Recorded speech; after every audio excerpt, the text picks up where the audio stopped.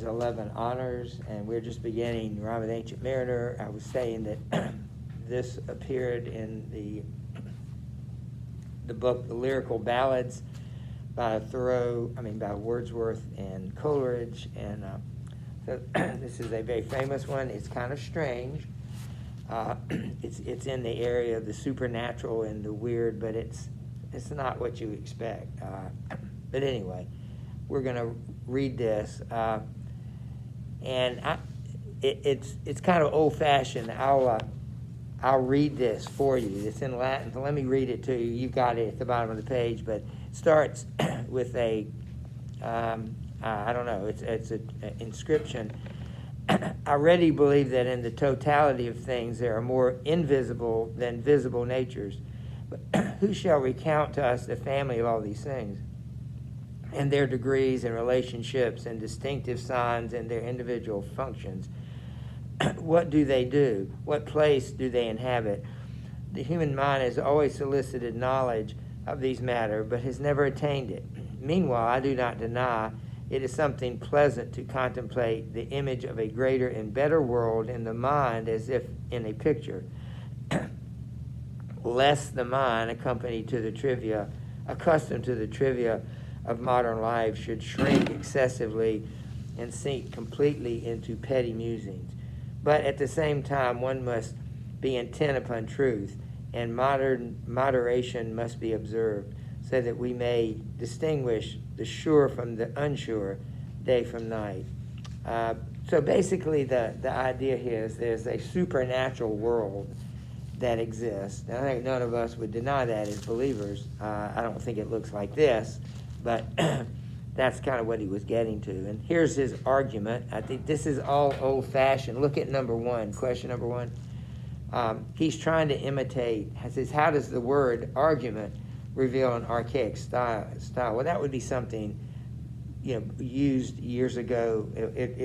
He's trying to make his poem seem like it's older than it is. He wrote it in 1797, but he's trying to imitate a style that was maybe, I really don't know when the style was, more of a Roman or Greek thing. So that's the answer to number one. That was his intention, to make the poem seem older than it is. Wait, so it was a Roman or Greek? Yeah, it's a Roman or Greek literary device, and he's trying to give that flavor to his poem. The flavor being that it's old, it's ancient.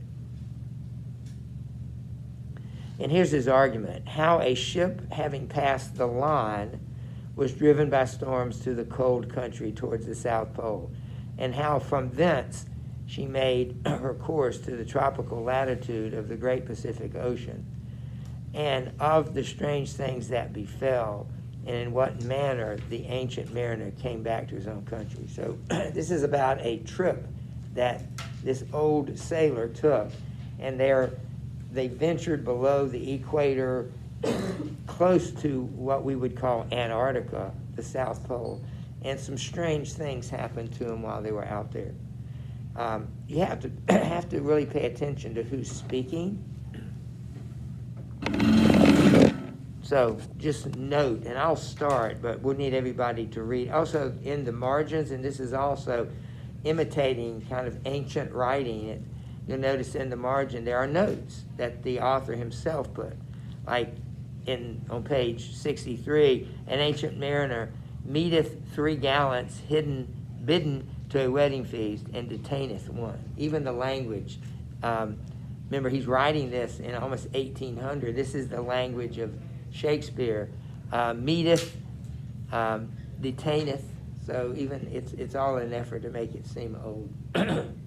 All right, let me begin.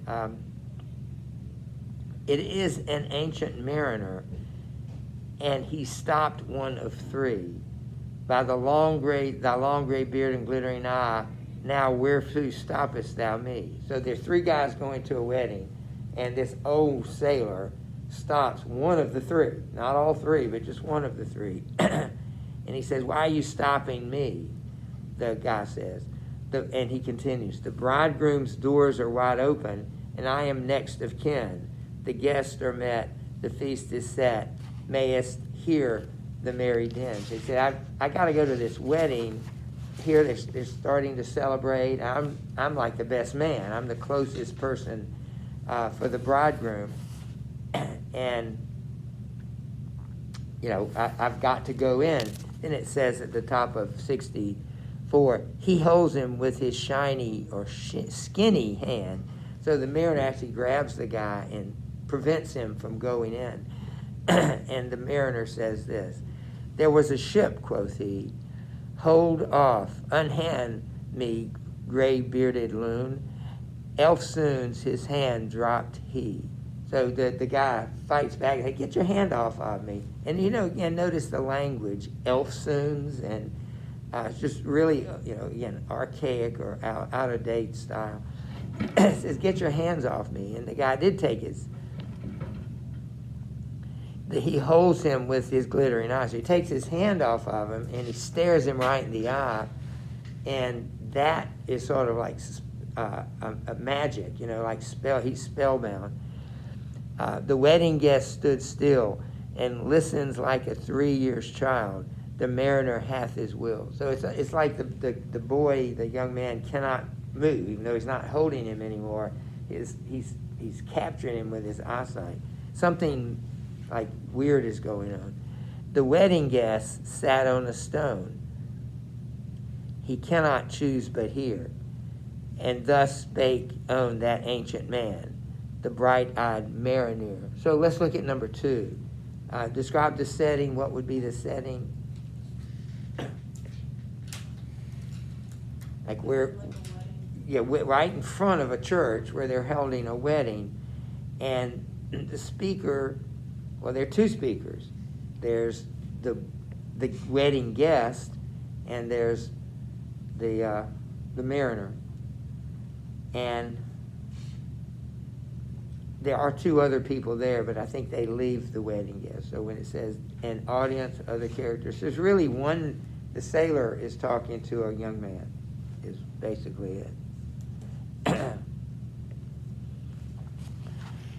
So he can't move. He says, the ship, this is the mariner, the ship was cheered, the harbor cleared. Merrily did we drop below the kirk, below the hill, below the lighthouse top. The kirk is a word, a Scottish word for church. So he's now talking about when he went on this trip, the sailor, and he goes on to say, the sun came up upon the left, out of the sea came he, and he shone bright, and on the right went down into the sea. He's talking about the sun rising and setting. The sun came up upon the left. Oh, I just did that. Higher and higher every day, till over the mast at noon, the wedding guest here beat his breast, for he heard the loud bassoon.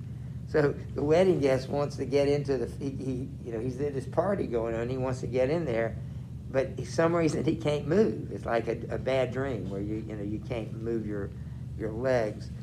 The bride hath paced into the hall, red as a rose is she, nodding their heads before her goes the merry minstrel street. The wedding guest, he beat his breast, yet he cannot choose but hear. And thus spake that ancient man, the bright-eyed mariner. So again, he cannot move. He's just like spellbound to listen to this story. And here is the mariner again.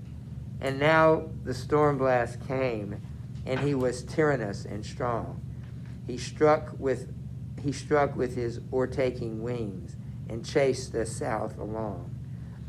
With sloping mast and dipping prow, as who pursued with yell and blow, still treads the shadow of his foe, and forward bends his head. The ship drove fast, loud roared the blast, and southward we fled. So he's just talking about they were making really good time. The wind was blowing, it was pushing the ship along. And now there came both mist and snow, and it grew wondrous cold, and the ice, mast high, came floating by, as green as emerald. So they're getting near the South Pole, and so they actually see icebergs. And through the drifts, the snowy cliffs did send a dismal sheen, nor shapes of men nor beast we ken, the ice was all between. The ice was here, the ice was there, the ice was all around. It cracked and growled and roared and howled like noises in a swoon. At length did cross an albatross, through the fog it came, as if it had been a Christian soul. We held it in God's name. You know what an albatross is?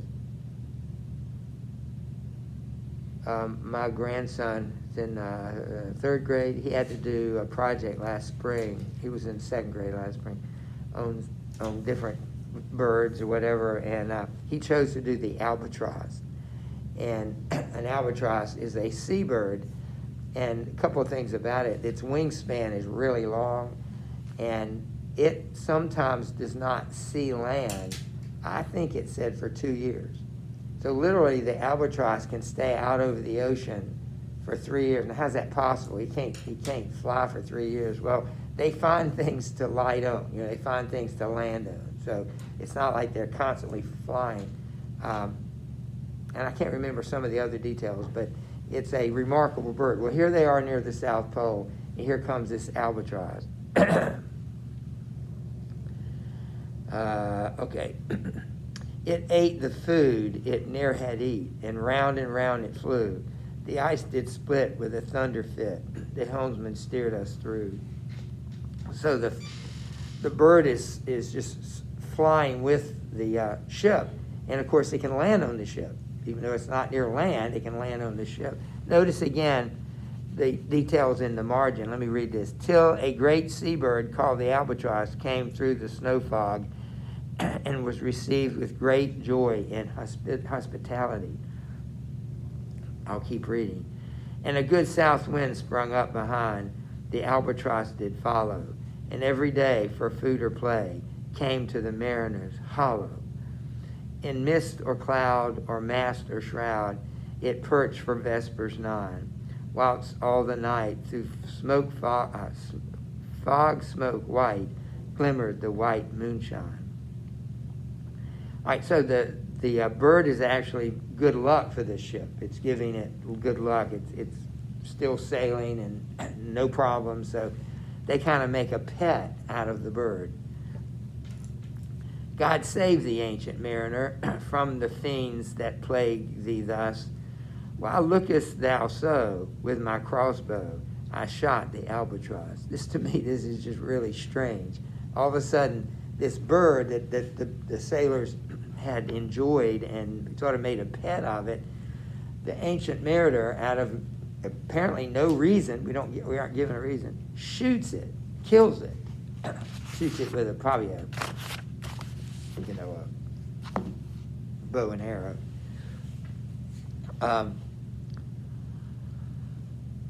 Delaney, why don't you start on part 2? So part 1 ends. Let's look at question number 3. How does the wedding guest respond to the mariner's tale so far?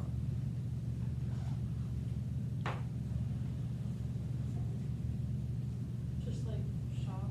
He doesn't want to stay there. He wants to go to the wedding. He wants to go to the party, but he can't for some reason. He doesn't know why. Interesting question. Have you ever been so focused on something that you were unable to focus elsewhere? When was the last time you were on your phone? Would that be a good example? Are you the kind of person, if you're on your phone, somebody could be talking to you and you would push them out? Or are you that captivated by the phone? I know people who are. They can't hear you. You're standing right there. They don't know you're there.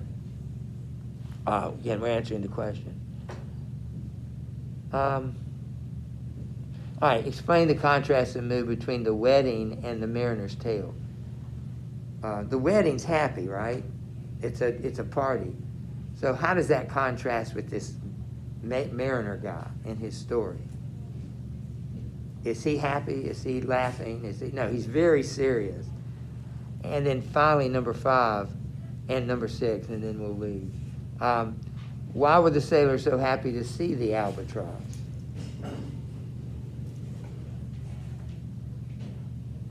It was good luck. Good omen.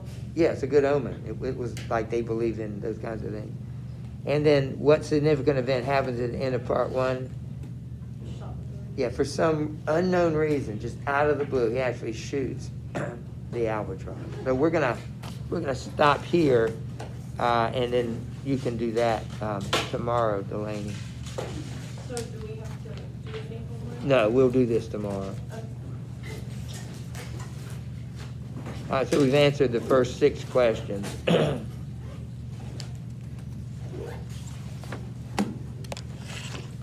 Thank you. Yeah, I may have taken.